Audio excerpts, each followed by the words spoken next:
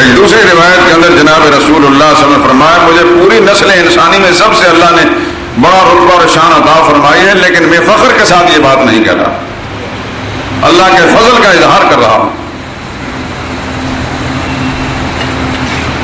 اور قرآن کریم نے ایک اصول بیان کیا ہے 26ویں پارے کی ایک آیت،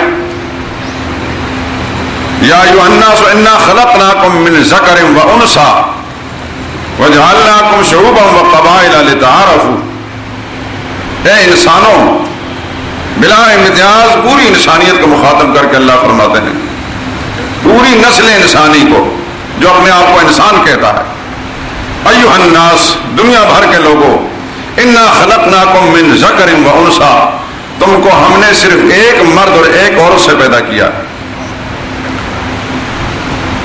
آدم و حوا، اس سے پیدا فرمایا ہے۔ تم سب کے ساتھ دنیا میں کوئی بھی اپنا نام رکھ لو، لیکن ہو تم اما حوا اور حضرت آدم کی اولاد۔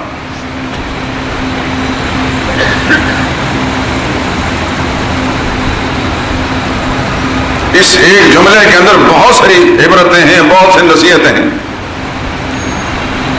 وَجَعَلْنَاكُمْ شُعُوبًا وَقَبَائِلَ لِتَعَارَفُوا، اس کے بعد تمہارے مختلف قبیلے بنا دیے گئے، مختلف شاخیں قائم کر دی گئیں۔ لِتَعَارَفُوا، یہ تعارف کے لیے ہے، پہچان کے لیے ہے۔ لِتَفَاضَلُوا، نہیں کہ ایک دوسرے پر برتری جتلانے کے لیے نہیں، تو کوئی ایک ہے کہ میں فلاں خاندان کا ہوں، میری فلاں ذات ہے، میری فلاں ذات ہے، جیسا کہ دور جاہلیت کے اندر بھی تھا اور آج کی جاہلیت جدیدہ کے اندر بھی یہ مرض عام طور پر موجود ہے، میں فلاں ہوں، میں فلاں ہوں، اور پھر کہا جاتا ہے وہ کمی کمینے لوگ ہیں، یہ کون ہے، یہ موچی ہے، یہ حجام ہے، یہ نائی ہے، یہ تیلی ہے، یہ فلاں ہے، یہ فلاں ہے، یہ سب شیطانی خیالات ہیں۔ جس کا اللہ پر ایمان، محمد رسول اللہ صلی اللہ علیہ وسلم صداقت اور یقین اور قرآن کریم پر یقین ہے، اس نے صاف فرما دیا انا خلقناکم من ذکر و انثی، جو تیلی ہے وہ بھی آدم کی اولاد میں سے ہے، جو سید ہے وہ بھی آدم کی اولاد میں سے ہے، جو قریشی ہے وہ بھی آدم کی اولاد میں سے ہے۔ انا خلقناکم من ذکر و انثی، جو گجر ہے وہ بھی آدم کی اولاد میں سے ہے، جو راجپوت ہے وہ آدم کی اولاد میں سے ہے۔ انا خلقناکم من ذکر و انثی، ایک مرد عورت سے پیدا کیا، اور اس کے بعد تمہارے تعارف اور پہچان کے لیے تمہارے شاخ اور قبیلے قائم کر دیے۔ لیکن اس کے بعد جو بات فرمائی ہے وہ دل کی تختی پر ہر انسان لکھ لے۔ ان اکرمکم عند اللہ اتقاکم، کسی خاندان اور کسی قبیلے کے ساتھ متعلق ہونے کی وجہ سے تم میں سے کسی کو برتری حاصل نہیں۔ ان اکرمکم، اللہ کے نزدیک مکرم اور معزز وہی شخص ہے، اتقاکم، جو سب سے زیادہ اللہ سے ڈرنے والا ہے۔ کسی موچی خاندان کا خدا سے ڈرتا ہے، کوئی تیلی خاندان کا اللہ سے ڈرتا ہے، سڑک صاف کرنے والا رب سے ڈرتا ہے، وہ سید سے اور قریشی سے بدر جہاں بہتر ہے جس کے دل میں خدا کا خوف نہیں ہے۔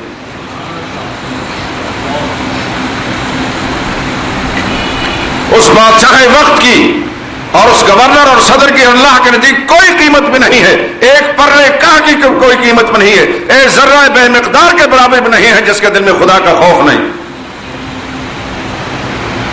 یہ دنیا کی تقسیمیں ہیں اور انسانوں کی پہچانیں ہیں، اللہ کے نزدیک وہی معزز ہے اور وہی مکرم ہے جو اللہ سے زیادہ ڈرنے والا ہے۔ خطبہ حجۃ الوداع میں محمد رسول اللہ نے اس وقت جو خاص ارشادات فرمائے تھے، وہ جو منشور انسانیت اور دستور انسانیت کہلاتا ہے، آپ نے فرمایا لا فضل لعربی علی عجمی، کسی عربی کو کسی عجمی پر کوئی فضیلت نہیں کہ کہے کہ میں عربی بولتا ہوں، عرب کا رہنے والا ہوں اس لیے میں برتر ہوں، نہیں۔ اس وقت رسول اللہ صلی اللہ علیہ وسلم نے اس گھمنڈ کی جڑ کاٹ کر رکھ دی، کسی عربی کو کسی عجمی پر فضیلت نہیں۔ ولا لاسود علی احمر ولا لاحمر علی اسود، کسی سرخ رنگ والے کو کسی کالے پر کوئی فضیلت نہیں۔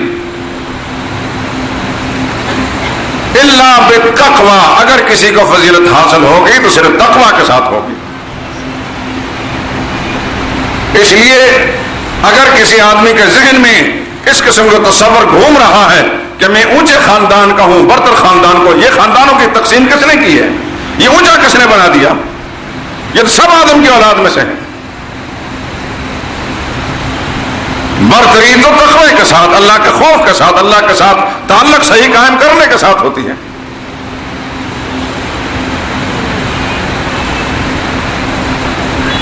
حبشہ کا بلال، کالے رنگ والا، غلامانہ زندگی سے نکل کر آنے والا، وہ محمد رسول اللہ صلی اللہ علیہ وسلم نے ان کو منتخب فرمایا، تقوی تھا، خوف خدا تھی، رسول اللہ کا مؤذن بنا۔ فاروق اعظم جیسے انسان کو بھی یہ جرأت نہیں ہوتی تھی کہ ان کو ہٹا کر وہاں اذان کہہ سکیں، فرمایا کرتے تھے کہ محمد رسول اللہ صلی اللہ علیہ وسلم کا مقرر کردہ مؤذن ہے، میری ضرورت نہیں میں اس کو ہٹا سکوں، میرے دل میں یہ تمنا پیدا ہوتی ہے کہ میں اذان پڑھوں، لیکن جس کو رسول اللہ نے مقرر کر دیا میں کیسے اس کو ہٹا سکتا ہوں۔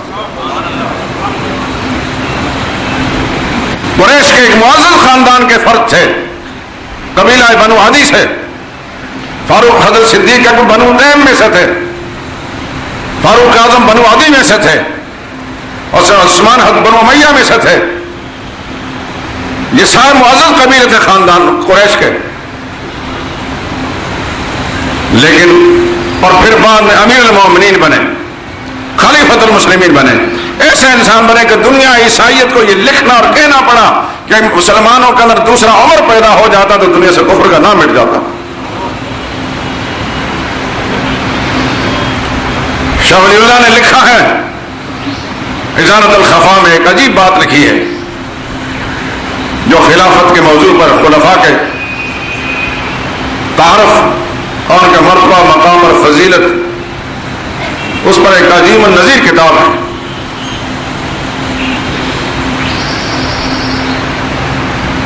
ایک جید عالمان سے میں نے سنا جو بہت بڑا عالم تھا، اس نے کہا کہ شاہ ولی اللہ کی کتاب حجت اللہ البالغہ کو بہت نام دیا جاتا ہے، میرے نزدیک شاہ ولی اللہ کی شاہکار کتاب جو اذانۃ الخفا واقعی عجیب کتاب ہے فارسی زبان میں، اردو ترجمہ ہو چکا ہے۔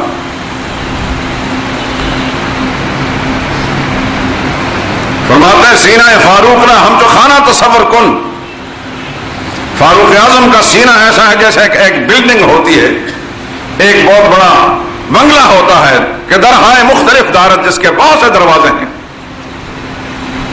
ایک بڑے بنگلے کے بہت سے دروازے ہوتے ہیں، فاروق اعظم کا جسم ایک بنگلہ ہے، ان کا سینہ ایک بنگلہ ہے جس کے بہت سے دروازے ہیں۔ وَدَرْ ہر درے صاحب کمال نشستہ، اور ہر دروازے میں ایک صاحب کمال بیٹھا ہوا ہے۔ ایک دروازے میں جائیں تو ابو حنیفہ جیسا فقیہ بیٹھا ہے، لوگ فقہ کا علم حاصل کر رہے ہیں۔ دوسرے دروازے میں جائیں تو ابو ہریرہ جیسا محدث بیٹھا ہے، اس سے لوگ حدیث کی تعلیم حاصل کر رہے ہیں۔ کسی میں امام غزالی، امام رازی جیسے بڑے بڑے فلسفی بیٹھے ہیں، لوگ فلسفے کی تعلیم حاصل کر رہے ہیں۔ شاہ ولی اللہ یہ بات لکھ کر فرماتے ہیں کہ اللہ نے فاروق اعظم کے وجود میں یہ تمام تر کمالات پیدا کر دیے تھے۔ بیک وقت وہ محدث بھی تھے، وہ فقیہ بھی تھے، وہ فلسفی بھی تھے، وہ متکلم بھی تھے، وہ بڑے با کمال انسان سے، وہ بڑے متقی بھی تھے، ساری خوبیوں کا اللہ پاک نے ان کو مجموعہ بنایا تھا۔